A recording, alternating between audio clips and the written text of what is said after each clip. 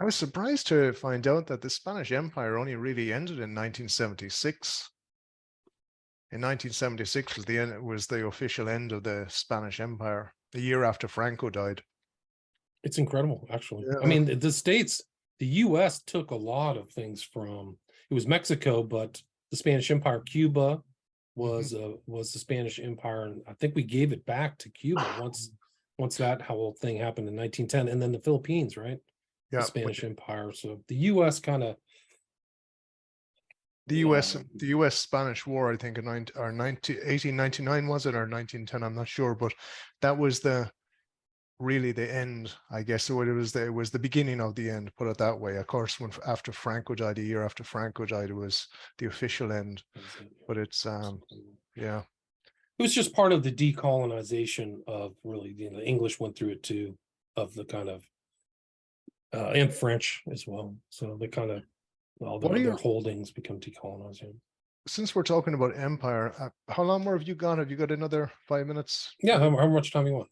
So just speaking of the empire, speaking of the American empire nowadays, do you see it in decline? Just, I know I'm going off subject here, but yeah, I don't think people really want a part of it, at least the American people. So, and the US is the empire is fading. I think even the desire for an empire, like to be involved in all these places, whether it's Korea or Ukraine or things like that. So the desire for that kind of thing is over. It's not, we're past World War II.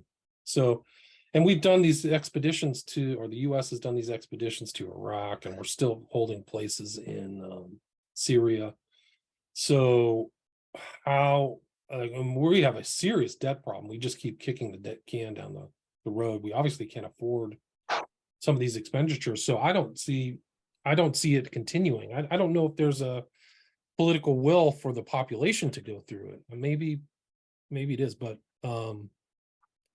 I don't see, all civilizations rise and fall, whether it's Byzantium, Spain. So it's the US is much different. It's a much different than it was in its kind of growth state. It really was. I mean, the US has been at war most of its existence. I think it's only had peace for like 10 or 20 years, actually. They're not in conflict with somebody. So it's a really good question, but I feel like we're at the end of the American empire. I don't think it's the end of the American country, but I think it's the end of the kind of imperial. We kind of the American people are very well propagandized to kind of think like maybe the Europeans.